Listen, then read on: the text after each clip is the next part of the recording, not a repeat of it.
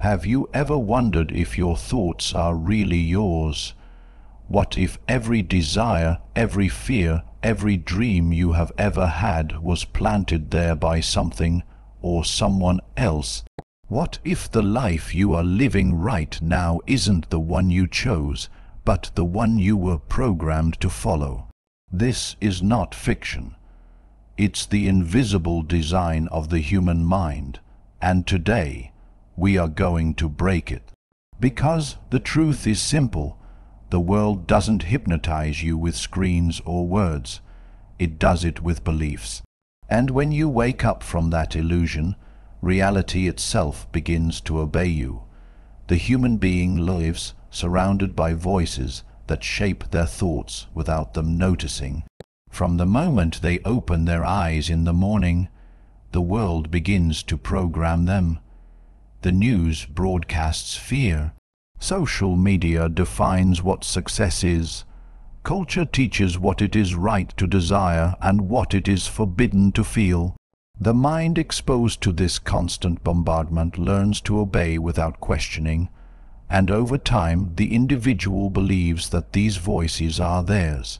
But they are not. They are codes installed in the collective consciousness designed to keep humanity asleep. This is true brainwashing, the invisible conditioning that makes humans forget their divine origin. You who are listening to these words now are part of an ancient lineage, a lineage of beings who descended to earth to experience forgetfulness and through it rediscover the power they always had. Except something happened. Many became lost in the labyrinth of beliefs, thinking themselves to be merely bodies with names and stories. But within each one still vibrates the same spark of the chosen ones, a memory that the world tried to erase, but never managed to destroy. Mental reprogramming is not a modern self-help trick. It is a rite of return, an ancestral method disguised under contemporary language. It is the art of cleansing the mind of interference and reconnecting with the original source of consciousness. What I call here brainwashing is not erasing who you are, but washing away the residue that prevents you from remembering. Because you do not need to become something new. You only need to dissolve what convinced you that you were small. Many will say that it is dangerous to tamper with the mind, that it is arrogance to defy the truths that the world imposes. But those who dare to do this awaken to something that others do not understand: the power to create realities, the power to transform thought into matter, emotion into movement, silence into manifestation. The secret is simple but subversive. The world is the projection of what you believe yourself to be. Throughout this video, every word will be a key and every reflection a mirror. We will traverse together the mental field where beliefs are formed, break the codes of the conditioned mind, and reveal the secret method for consciousness to return to the throne. The same throne that one day you occupied before you forgot who you were. And perhaps when the video ends, you will realize that you were never the prisoner. You were merely the creator dreaming of the bars you yourself drew. Within each human being, two worlds intertwine in silence: the world that shows itself and the world that dreams. One follows rules, repeats gestures, fulfills duties, and meets others' expectations. The other observes everything in silence, yearning for the freedom to be who it truly is. The opaque life and the dreamed life coexist even though they rarely meet. The first moves through the conventions of everyday life. The second pulses like a spark of authenticity that insists on surviving beneath the layers of conditioning.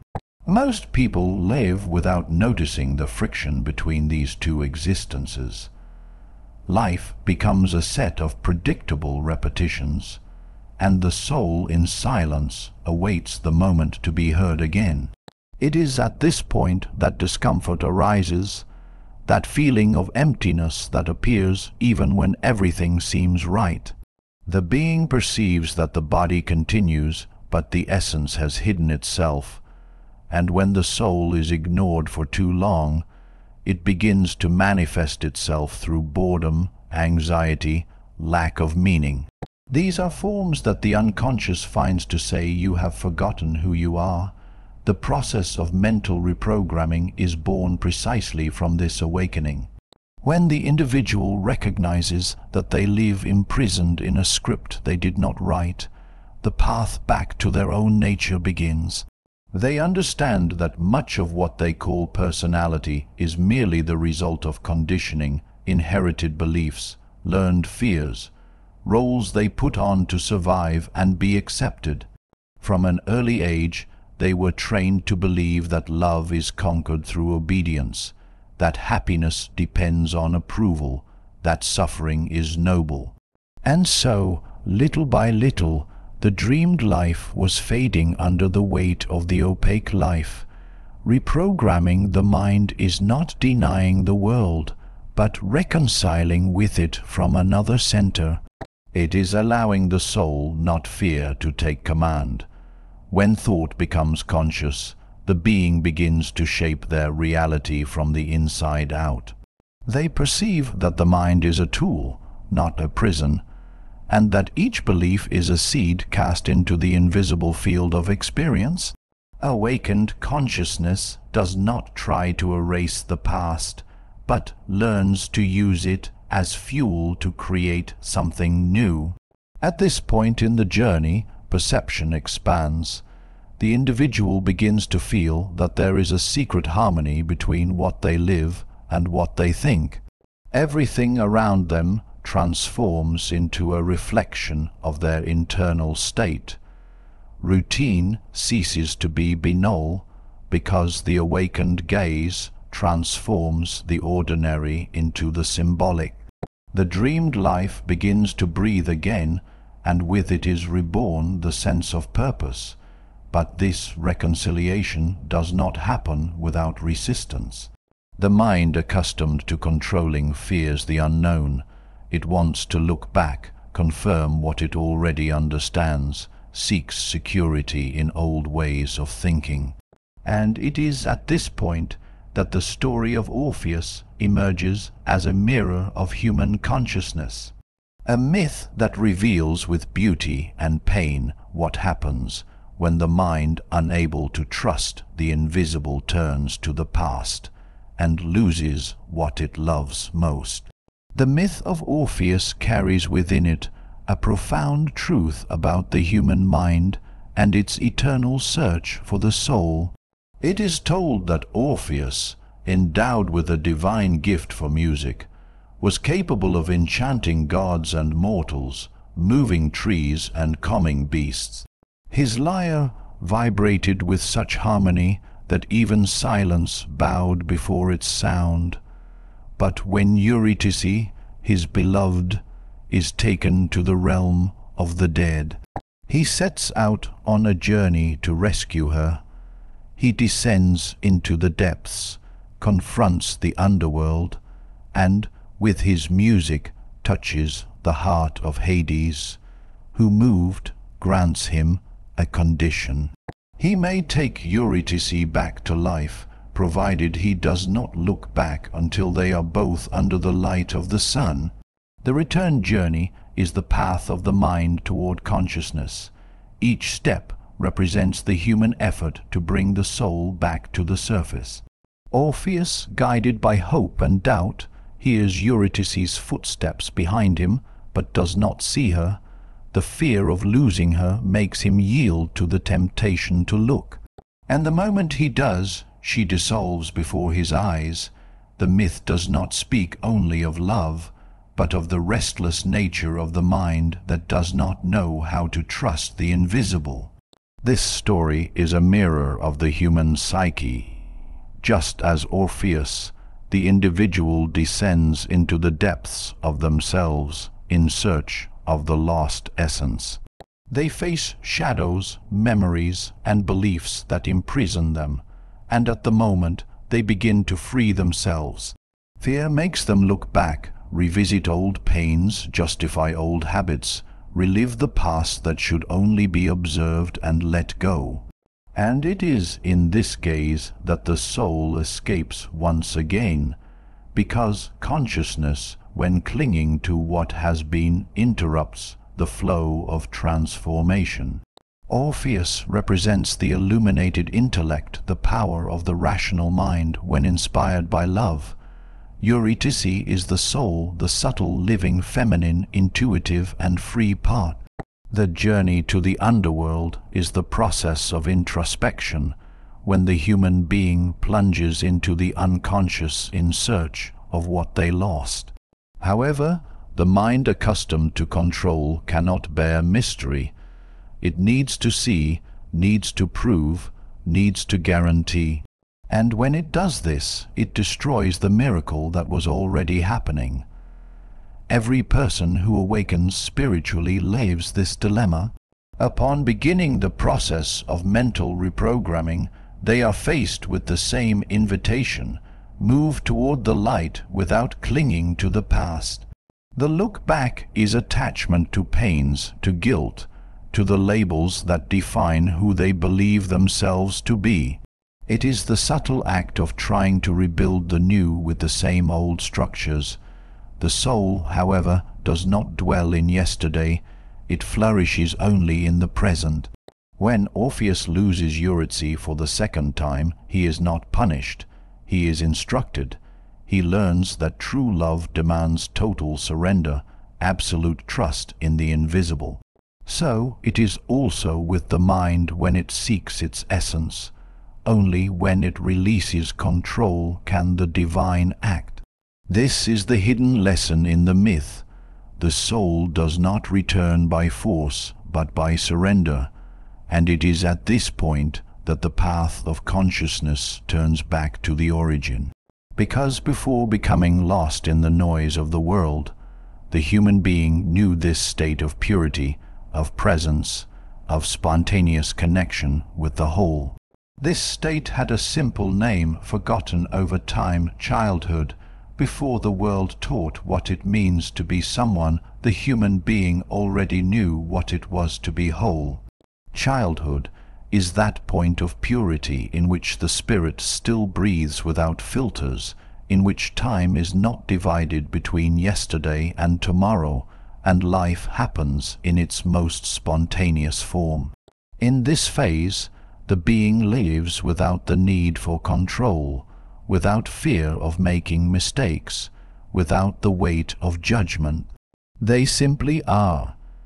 Each gesture is born from a creative impulse that flows naturally from the heart, and this flow is the original state of consciousness.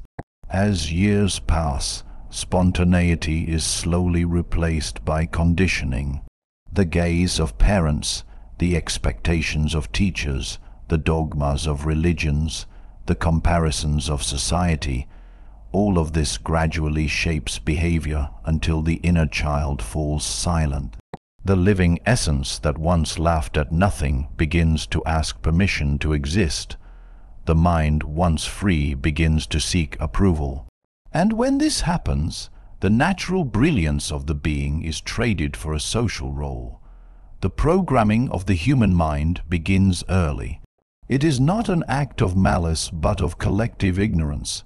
Each generation teaches the next to adapt to fear. One learns that feeling anger is wrong, that desiring too much is sin, that being different is dangerous. The body grows, but consciousness remains imprisoned in an invisible mold that dictates what is right and what is acceptable. This mental prison is what many call normal life, and within this normality arises the cruelest myth of all, that suffering is noble. For centuries, humanity has glorified pain, believing that it was the price of spiritual evolution. What few realize is that this belief has become a code implanted in the collective mind, a manual of suffering transmitted from generation to generation. In it, happiness is suspicious, abundance is guilt, and joy is seen as distraction, but the truth is different. Pain is not a path, it is a warning, and joy, far from being sin, is the natural vibration of the soul when it recognizes itself alive. Breaking free from this belief is the beginning of true mental reprogramming. When the being begins to understand that pain is not virtue but resistance to expansion, something awakens within them. They realize that the inner child, the one who was silenced, never disappeared. They are still there waiting to be heard again, ready to teach how to live without fear. Reprogramming the mind is in essence learning to relearn. It is freeing oneself from imposed memories and reconnecting with that innocence which is not ignorance but wisdom in its purest form.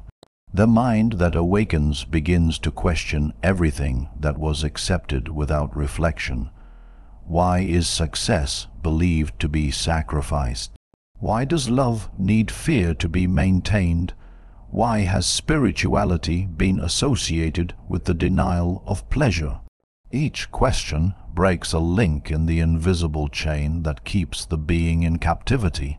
Reprogramming happens when consciousness remembers what it has always known, that the purpose of life is not to suffer to deserve, but to expand to understand.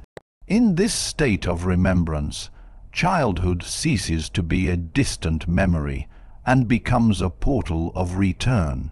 The being discovers that freedom is not in the future, but in removing everything that separates them from original purity. And it is precisely at this point in the journey that the first practical step of this liberation emerges, when the seeker understands that they no longer need to depend on the world to feel complete.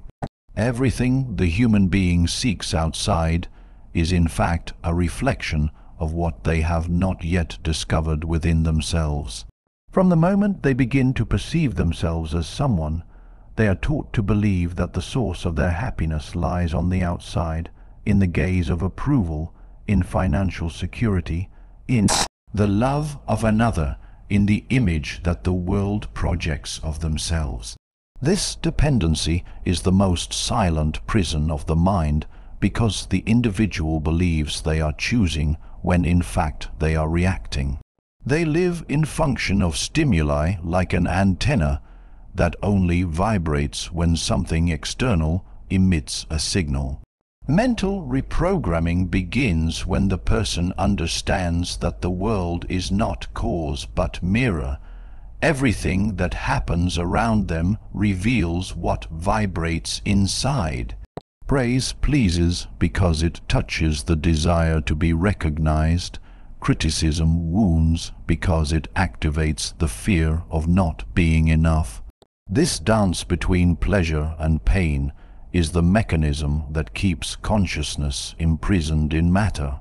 While the being seeks in the world what is lacking within themselves, they remain enslaved to illusions. Freeing oneself from dependence on the world does not mean denying external experiences, but recognizing that they are not the source of what one feels. Pleasure, love, and success do not arise from outside. They are internal states that express themselves through forms. When the individual understands this, power begins to return to where it always belonged, to their own consciousness. They stop chasing circumstances and begin generating vibrations. It is at this point that the seeker realizes that everything is mental, not in the abstract sense, but literally. The mind is the field where reality is structured. The error of most lies in reversing the order, trying to change events without changing internal state. It is like trying to alter the reflection in the mirror without touching the face. This is why many live tired of fighting against the world without realizing that the enemy is not outside, but in the beliefs that make them depend on something they cannot control. When the being awakens to this truth, a feeling of lightness arises. They realize that they do not need to prove anything nor conquer anything to be what they already are. At this stage, the mind begins to quiet itself. Comparisons lose their power, the need for recognition dissolves, and a subtle kind of peace begins to establish itself. The individual continues to act, but their action is not driven by lack, but by expression. They do not seek love, they radiate it. They do not seek wealth, they vibrate abundance. Everything that was once effort becomes a natural consequence of a state of inner fullness. But this understanding is not merely philosophical, it demands practice.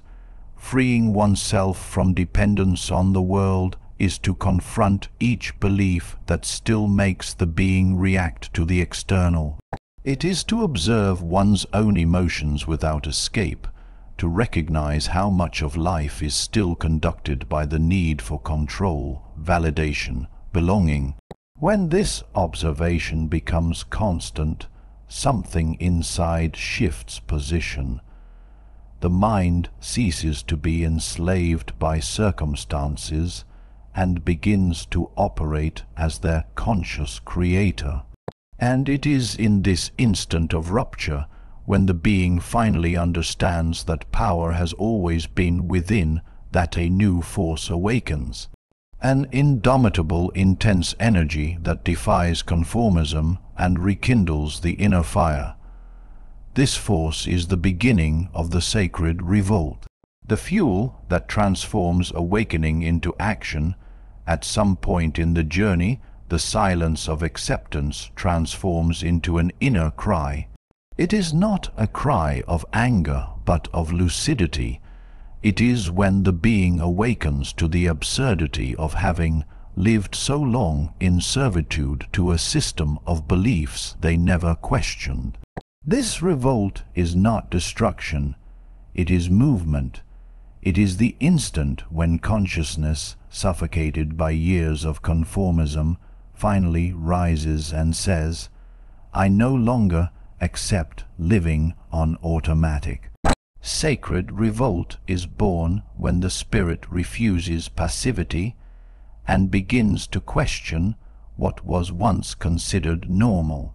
Why was suffering transformed into virtue? Why is scarcity held as humility? Why was fear confused with faith?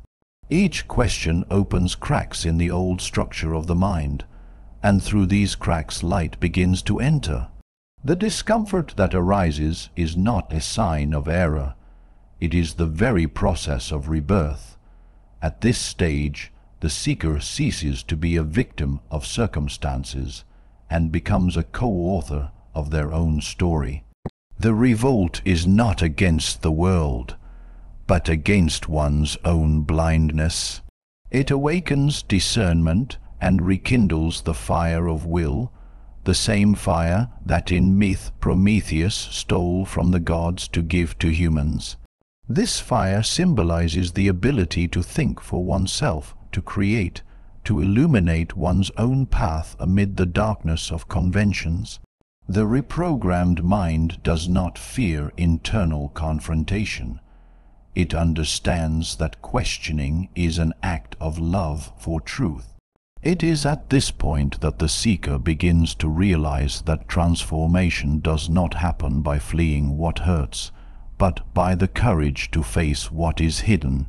The fire of revolt is the energy that purifies, that dissolves masks, that melts the mental patterns that no longer serve expansion. It burns the old to make space for the new. However, this flame needs direction. When revolt is blind, it destroys. When it is conscious, it liberates. The secret lies in channeling this force not against the world, but in favor of awakening. The being who understands this transforms indignation into creative power. Instead of complaining about reality, they begin to shape it. Instead of resisting what oppresses them, they learn to transmute the weight into impulse. This internal revolt is the impulse that breaks the cycle of repetition. It is what pulls the being from the sleep of conformity and throws them into the unknown territory of conscious creation. It is the moment when the individual stops seeking masters and begins to listen to their own inner wisdom. Revolt, when understood, is not a gesture of disobedience. It is an act of fidelity to the soul, and when this force awakens, the universe responds. Coincidences align, doors open, new experiences arise, not by magic, but by resonance. Internal energy begins to attract situations compatible with the new state of consciousness. External reality, once perceived as an obstacle, becomes a field of expression. But so that this fire neither dies nor is lost in excess, the seeker must learn to adjust their vibration to align the internal world with the external. And it is at this point that consciousness takes the next step, understanding that everything that happens outside is an exact reflection of what vibrates within. Everything the human being experiences outside is a projection of what vibrates within them. Reality is not a neutral stage where chance governs, but a sensitive mirror that reflects with exactness the internal state of the observer. Each encounter, each obstacle, each synchronicity is a vibrational response to the frequency that consciousness emits. When the individual understands this law, they abandon the illusion of control and begin to work in the only direction where power is real, the inner world itself. The common mind believes that changing life is altering circumstances, changing the job, the relationship, the city, the habit. But awakened consciousness perceives that circumstances are merely effect. The true point of creation lies in the state of being. A heart at peace attracts harmony. A mind in conflict creates chaos. The world is merely a mirror that returns to the being the content that they themselves sustain. At this stage, the seeker ceases to blame destiny or chance. They begin to observe the events of life as encoded messages that reveal where internal misalignments still exist. A hostile environment shows where there is resistance. A sudden loss shows where attachment still exists. A painful repetition reveals the pattern that insists on remaining unconscious. Reality, when viewed through this lens, ceases to be an enemy and becomes a teacher. Mental reprogramming reaches its maturity when the individual becomes capable of changing their internal state before attempting to change the external.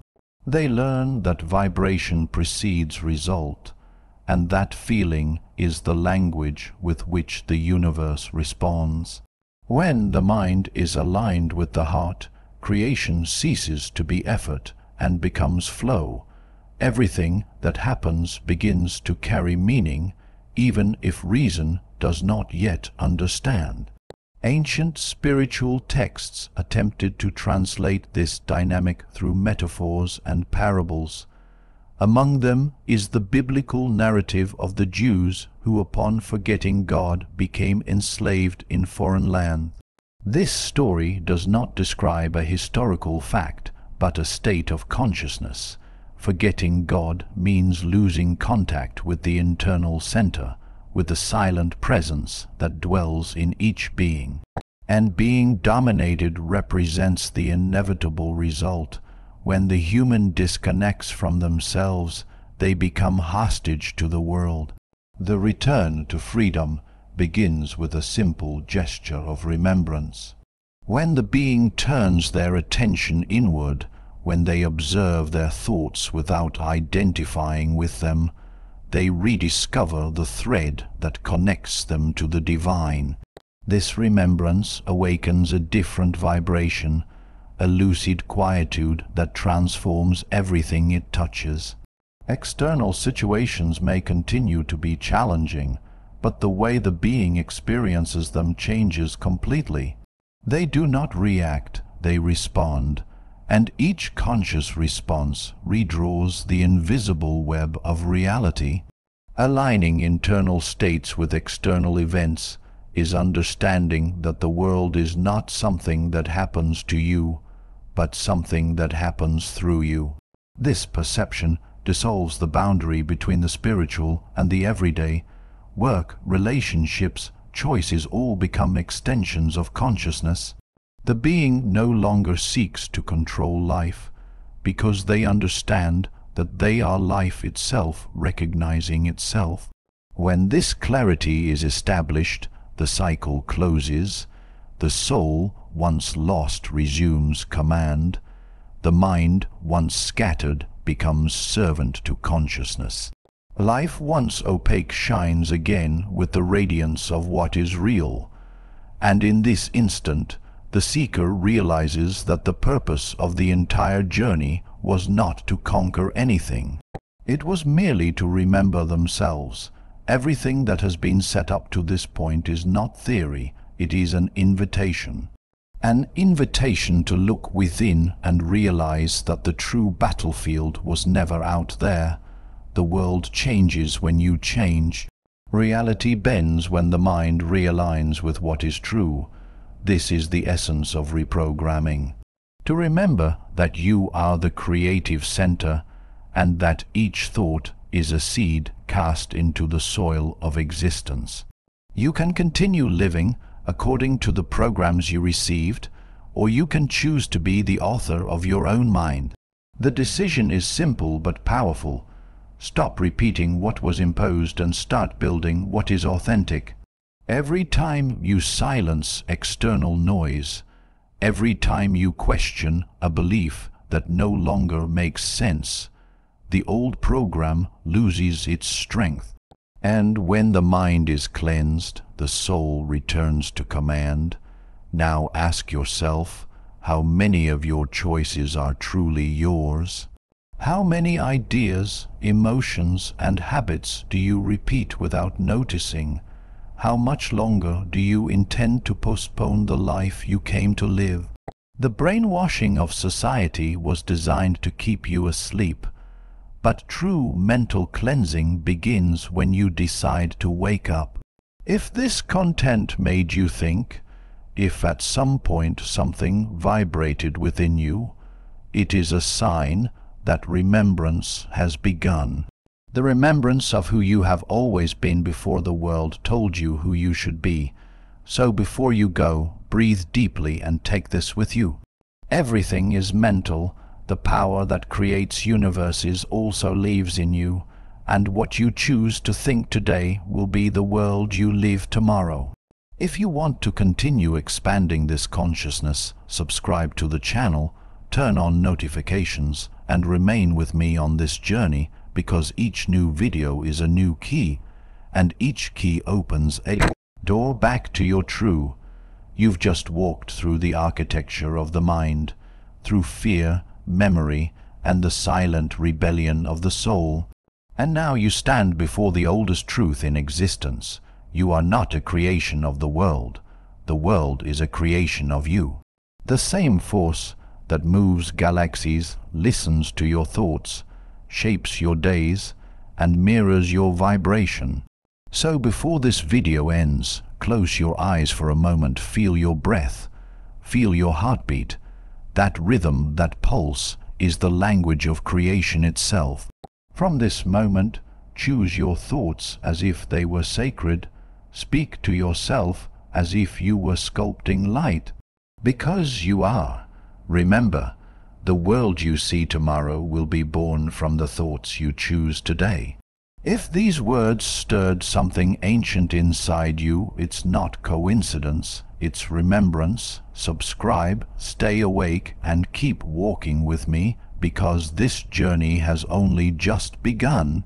Fade out with deep meditative background, whisper voiceover. Everything is mental, everything is you.